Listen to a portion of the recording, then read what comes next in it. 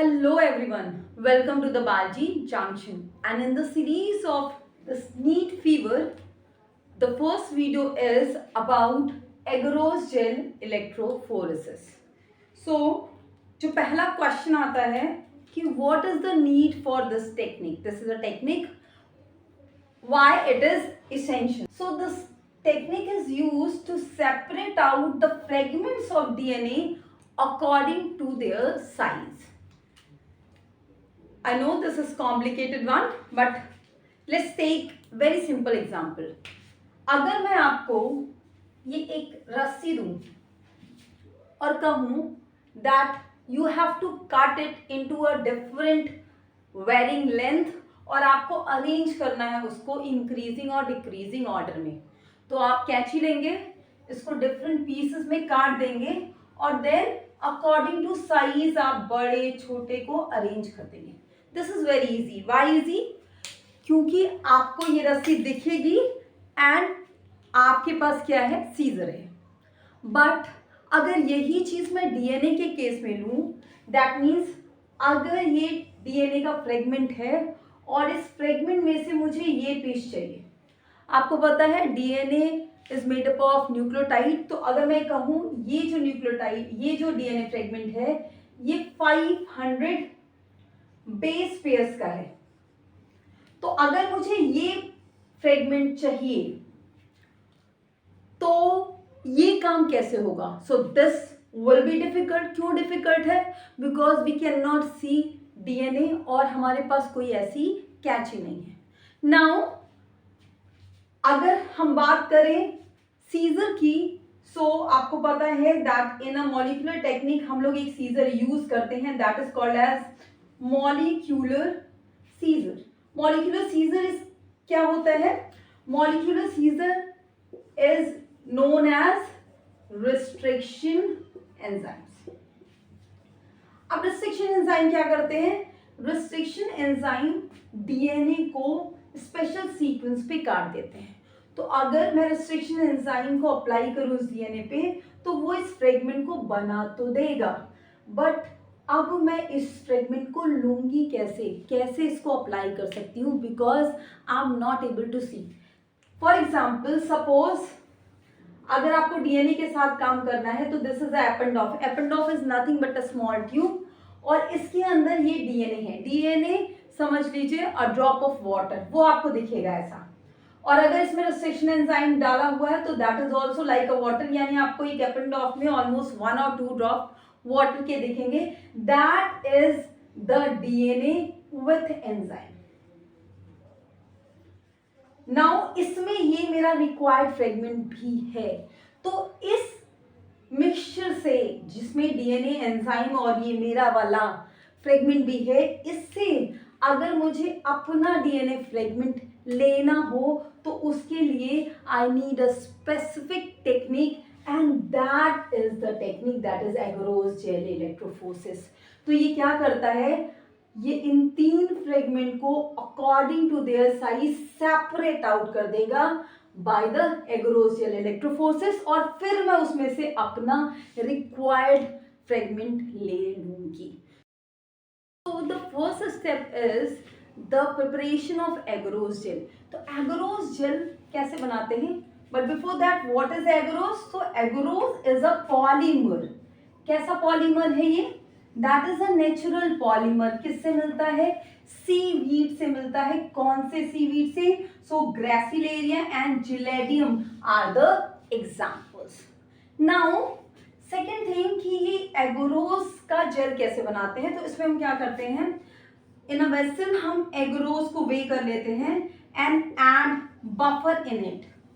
Buffer को add करके इसको हीट करते हैं. हीट करने से एगरोस इसमें डिसॉल्व होके ट्रांसपेरेंट लिक्विड बना लेता है और फिर उसको एगरोस ट्रे में पोर कर देते हैं तो एंड अलाउ टू सॉलिडिफाई. तो उससे एगरोस की एक जेल बन जाती है. बट ठंडा होने से पहले, बिकॉज हमें इसी जेल में डीएनए को लोड करना है, तो वी नीड सम वेल्स, खाली स्पेस चाहिए होता है जिसमें हम डीएनए को लोड कर पाए. For that we use comb. तो कॉम हमारे जनरल कॉम लाइक स्ट्रक्चर होता है जिसको उसमें सॉलिडिफाई होने से पहले जेल में डाल देते हैं, तो जहां कॉम होता है वहां पे जेल नहीं आता है and there is a empty space जिसमें बाद में हम डीएनए को लोड कर देते हैं। सो इस तरीके से एगरोस जेल प्रिपेयर हो जाता है। Now one thing which we need to remember here is इस बफर को जब हम एग्रोस जेल को हीट करते हैं then after we allow it to cool down, not entirely actually, क्योंकि अगर एकदम से कूल हो जाएगा तो जम जाएगा, बट बिफोर पोरिंग इट हम इसमें एक डाई ऐड करते हैं and that dye is called as ETBr. The full form of ETBr is ethidium bromide, is ethidium bromide. ये ETBr डाई कैसे काम करती है? Suppose this is the DNA and these are the bases, तो ये ETBr इन basis के बीच में यहां इंटरकैलेट हो जाती है और ये DNA से इंटरकैलेशन के बाद एनर्जी इमिट करती है, यानी एनर्जी निकालती है, और ये एनर्जी जो है वो यूवी रेंज की होती है। तो जब हम इसको यूवी लाइट में देखते हैं तो ये हमको ऑरेंज कलर की दिखती है। So that dye is use for seeing the DNA in a gel. So the second step is loading of sample. तो हम इसके लिए क्या करते हैं, जो ये जेल है, दिस जेल, इसको हम एक इलेक्ट्रोफोर्सिस टैंक में, दिस ब्लू वन, उसमें रख देते हैं और उस टैंक में बफर को फिल कर देते हैं। This is buffer. बफर क्या करता है? Buffer will provide ions and maintain pH. Ion क्या करेगा? इलेक्ट्रिसिटी को फ्लो करने में हेल्प करेगा एंड पीएच जो है वो कंडीशन को मेंटेन रखेगा। नाउ वेल्स की तरफ कैथोड होता है। Cathode is negative electrode and anode is positive electrode. अब आपको पता है DNA is a negatively charge. क्यों नेगेटिव चार्ज होता है? Because of presence of phosphate group in each nucleotide. तो जो इलेक्ट्रिक फील्ड है उसमें डीएनए हमेशा कैथोड की तरफ लोड किया जाता है so that they can move to opposite electrode that is towards the anode. तो यहाँ पे जो सैंपल्स होते हैं उनको इन वेल्स में लोड कर दिया जाता है। अब यहाँ one thing you need to know कि जो सैंपल्स लोड किए जाते हैं that occur with a die.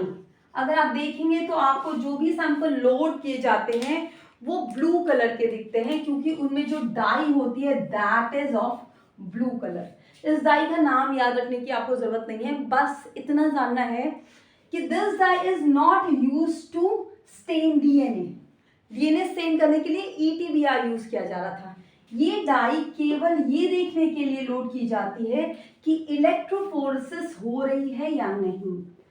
Electrophoresis को चेक करने के लिए दिस डाई यूज किया जाता है। कैसे? जो डाई होती है that have a smallest size among all the DNA fragments, तो वो आगे आगे चलती है and when it reaches to the end तब पावर सप्लाई को बंद कर दिया जाता है ताकि डीएनए फ्रेगमेंट बाहर जेल से ना निकल पाए।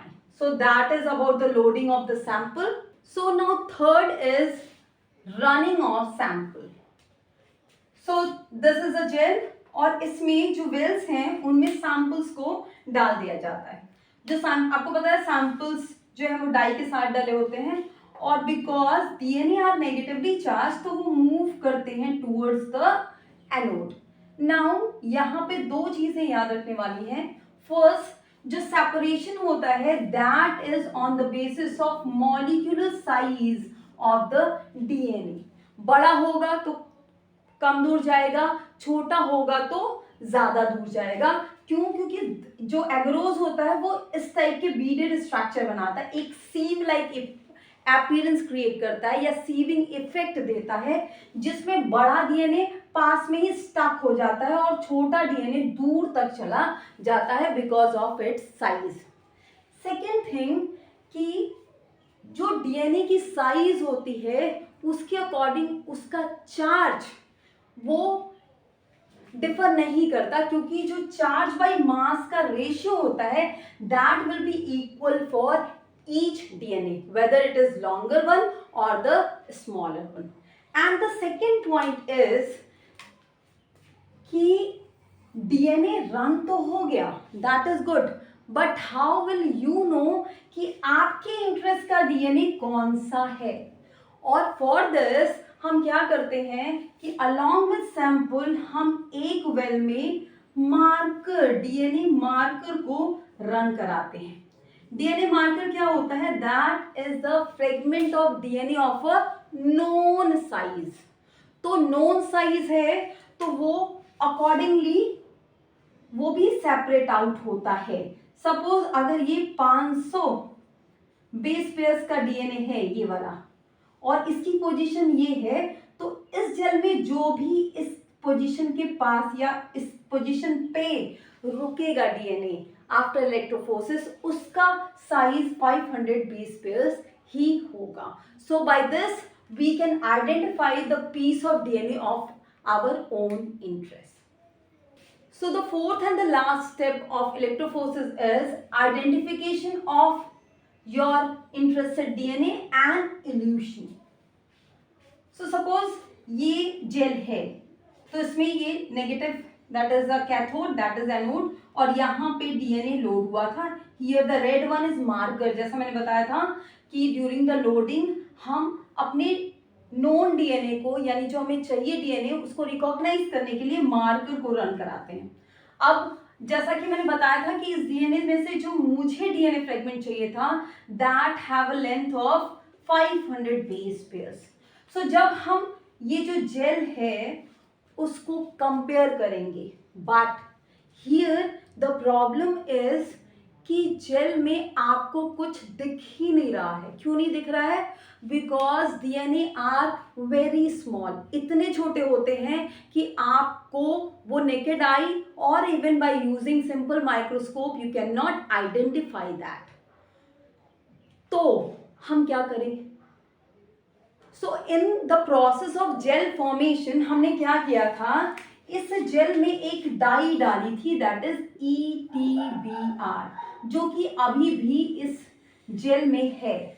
और ये डाई क्या करती है, जहां पे भी डीएनए रुकता है उनके बेसिस के बीच में इंटरकैलेट हो जाती है और उसके बाद मैंने बताया था दैट इमिट्स लाइट, जिसको हम यूवी रेंज में देख सकते हैं।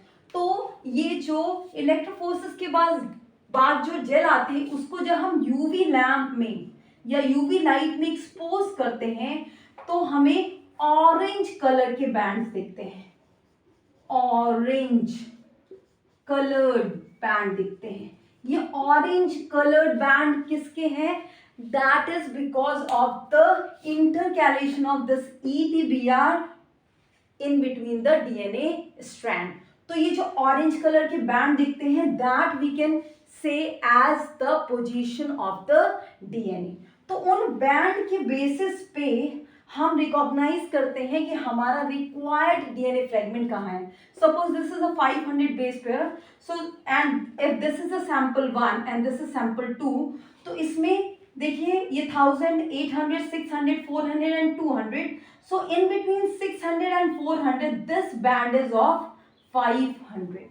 तो ये हमारे इंटरेस्ट का बैंड है। इन सैंपल 2 ये हमारे इंटरेस्ट का बैंड है, जबकि ये हमारे लिए जरूरी बैंड्स नहीं है। So now we know which one is of our interest band.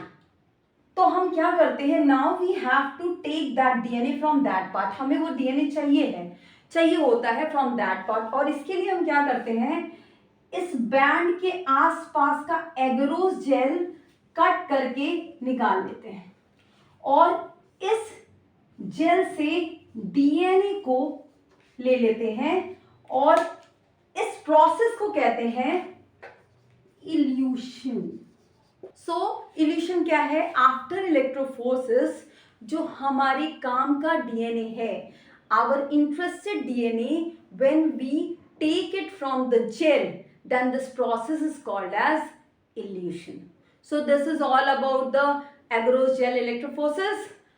और अगर आपने अभी तक चैनल को सब्सक्राइब नहीं किया है तो please go and subscribe and please press the bell icon so that you can get update from my channel.